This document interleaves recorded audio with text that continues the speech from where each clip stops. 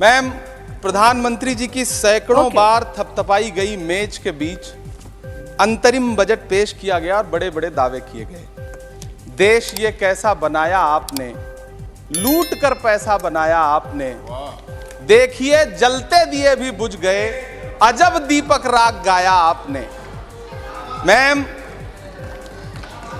पूरा सदन अमृत काल के बजट की चर्चा कर रहा है, मैं तो गरीबों की रोटी और दाल के बजट की चर्चा करूंगा। तुम्हारी फाइलों में गांव का मौसम गुलाबी है, मगर ये आंकड़े झूठे हैं, ये दावा किताबी है। मैं इस बजट को अमीरों का अमीरों के लिए पेश किया गया बजट कहूंगा। इसमें गरीबों के लिए कुछ है ही नहीं।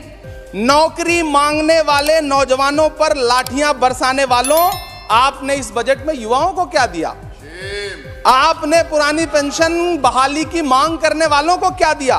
सालों से अपने लिए छत तलाश रहे लोगों को आपने इस बजट में क्या दिया? और फिर आपको पूरी उम्मीद है कि पूरा देश आपके इस पेश किए गए बजट पे लहालोट हो जाए, तालियां पीटे, मंगल गान गाए। कैसे संभव है? मैं सदन में खड़ा होकर के इस बजट पे चर्चा करते हुए कहना चाहता हूं कि इस बजट में फुटपाथ पर रहने वाले, छप्परों में रहने वाले, झुग्गियों में रहने वालों के लिए क्या है, उनके लिए क्या है जो प्रधानमंत्री के किए गए वायदों की बाट जोह रहे हैं। हर साल फरवरी की खूबसूरत सुबह और सजी हुई संसद से बरसते हुए झूठे वायदों की जवाबदेही कौन तय करेगा? कौन बताएगा कि 2022 में प्रधानमंत्री जी जो सबको पक्का मकान देने वाला वायदा किए थे उसका क्या हुआ? लोगों के सरों पर छत देने वाले प्रधानमंत्री जी के जुमलों से अलग उन्हें यह क्यों नहीं दिखता कि राज्यों में बैठे हुए उनके नुमाइंदे लोगों के सरों की छतें उजाड़ रहे हैं। उत्तर प्रदेश हो, असम हो, जम्मू कश्मीर हो, मध्य प्रदेश हो, भाजपा शासित राज्यों के बुलडोजर न सिर्फ लोगों के घरों को उजाड़ रहे हैं बल्कि कुचल रहे हैं लोकतंत्र को, संविधान को, अदालतों के मेयार को। मैम, मैं आंकड़ों की बाजीगरी से अलग हट करके इस बजट पर एक बात कहना चाहता हूं।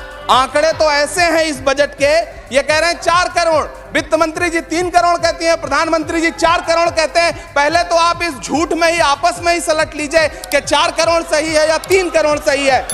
मैं आंकड़े तो ऐसे हैं इस बजट के मैम कि जो सुने वो बस पथराई आंखें लेकर किंग कर्तव्य विमूढ़ हो जाए। लेकिन झील में पानी बरसता है हमारे देश में, झील में पानी बरसता है हमारे देश में, खेत पानी को तरसता है हमारे देश में, जिंदगी का हाल खस्ता है हमारे देश में, दूध महंगा खून सस्ता है हमारे देश में। मैम, रोजगार, महंगाई, किसान, मनरेगा, पेट्रोल डीजल के दाम, गैस सिलेंडर के दाम, फसलों की एमएसपी की गारंटी, इन सब जन सरोकार की बातों से इस बजट का कोई लेना देना नहीं।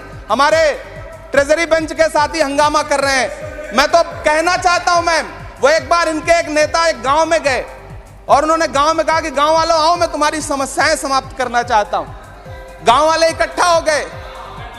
नेताजी ने गांव वालों से कहा बताओ तुम्हारी 2 समस्याएं बताओ, मैं दोनों समस्याओं का यहीं पे समाधान करूंगा।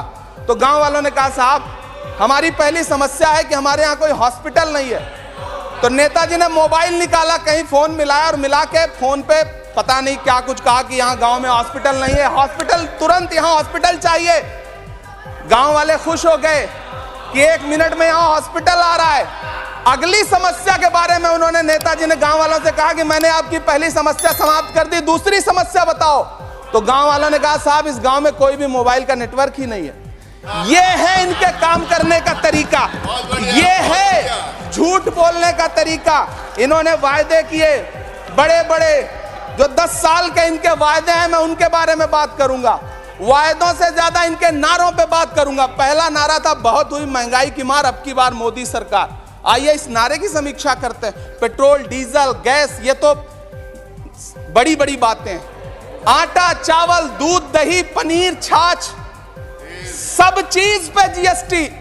अरे ये फिल्में टैक्स फ्री करने वाले लोग कफन तक पर जीएसटी लगा रहे हैं और ये गरीबों की बात करते हैं।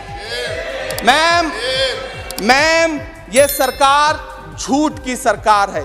ये सरकार के जितने दावे हैं सब खोखले हैं। आज प्रधानमंत्री जी कह रहे थे सबका साथ सबका विकास। ये कैसा सबका साथ सबका विकास है कि मौलाना आजाद नेशनल फेलोशिप आपने बंद कर दी, आपने माइनॉरिटी डिपार्टमेंट का बजट घटा दिया।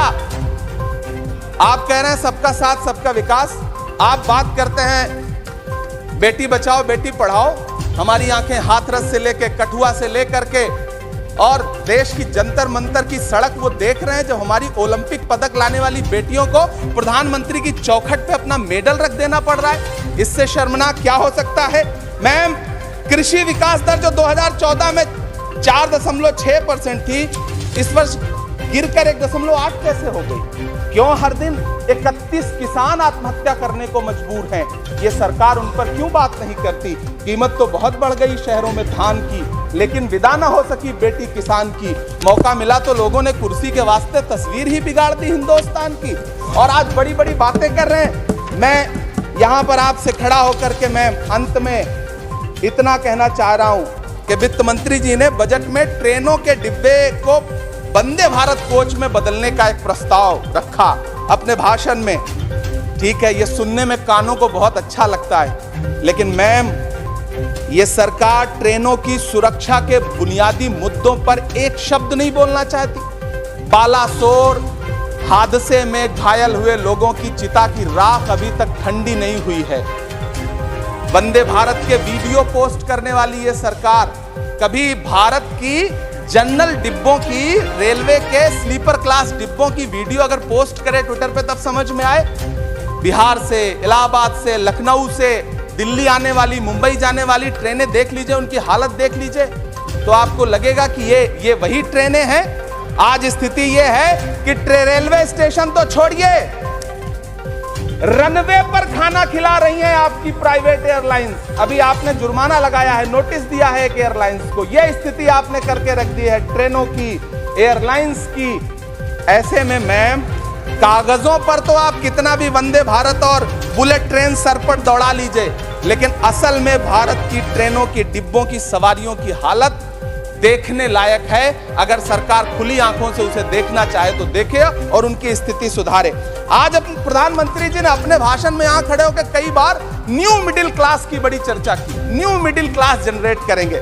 लेकिन मैं तो यहां खड़ा होकर के सरकार से कहना चाहता हूं कि न्यू मिडिल क्लास का जुमला अपने पास रखिए। यह बताइए कि जो पुराना मिडिल क्लास है उसके साथ आप कैसा व्यवहार कर रहे हैं। आज उसकी स्थिति क्या है? आप अमीरों के कर्जे माफ कर रहे हैं, उद्योगपतियों के कर्जे माफ कर रहे हैं, और यहां स्थिति यह हो गई है कि जो मिडिल क्लास, उसकी जो रोजमर्रा की जरूरत की चीजें हैं उस तक पर आपने जीएसटी लगा रखी है।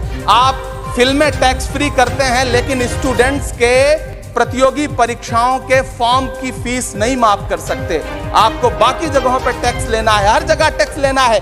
मिडिल क्लास से आपका कोई रिश्ता नहीं। मिडिल क्लास तो आपसे कह रहा है कि मोहब्बत, भाईचारे के दीवाने दिन ही लौटा दो, वो सस्ती दाल सब्जी के सुहाने दिन ही लौटा दो। ये अच्छे दिन तो अंबानी अडानी को मुबारक हो, हमें ऐसा करो साहब पुराने दिन ही लौटा दो।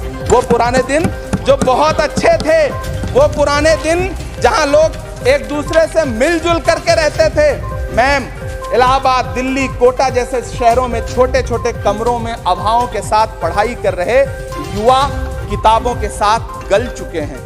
उनके हिस्से अधेड़ अवस्था तो आई है, लेकिन नौकरी और रोजगार नहीं आया। हर साल 2 करोड़ नौकरियां देने का दावा करने वाली ये सरकार 10 साल में युवाओं को नौकरियां नहीं दे पा रही है। 20 करोड़ नौकरियों का बोझ है इस सरकार के कंधे पर, और 2024 में देश देखेगा कि उन्हीं 20 करोड़ नौकरियों के बोझ तले दबकर बैठ जाएगी ये सरकार। ये देश देखेगा, क्योंकि जिस ओर जवानी चलती है उस ओर जमाना चलता है। देश का युवा नाराज है, देश का युवा गुस्से में है। ऐसे में उसकी पीड़ा को इस बजट में कहीं भी आवाज देने की कोशिश नहीं की गई। मैं आपके बीच खड़ा हूं, मैं तो वित्त मंत्री जी का भाषण सुन रहा था। यह कहा जा रहा था ये अमृत काल का बजट है, ये अमृत काल का बजट है। ये कौन सा बजट है ये बाद में तय होगा, लेकिन मैं इतना जानता हूं कि ये इस सरकार का अंतिम बजट है, आखिरी बजट है। इसके बाद न्याय का बजट पेश होगा जिसकी इमरान चर्चा जी, राहुल गांधी जी अपना- पूरे देश में कर रहे हैं। न्याय अपना का वाणी बजट, को विराम 5 दीजिए। न्याय, महिलाओं Your के time लिए, is over. युवाओं के लिए, सामाजिक न्याय की बात जिसकी चर्चा पूरे देश में Your time जाकर is के राहुल over. गांधी जी कर रहे हैं, वो न्याय का बजट पेश होगा अगली बार। ये इस सरकार का अंतिम बजट है, अंतिम बजट है। अमृतकाल में गरीबों की रोटी और दाल के लिए इस बजट में Thank कोई you. प्राविधान नहीं आपका है, time- कोई आपका चर्चा time नहीं खत्म हो गया है। है। बहुत बहुत धन्यवाद। Thank you.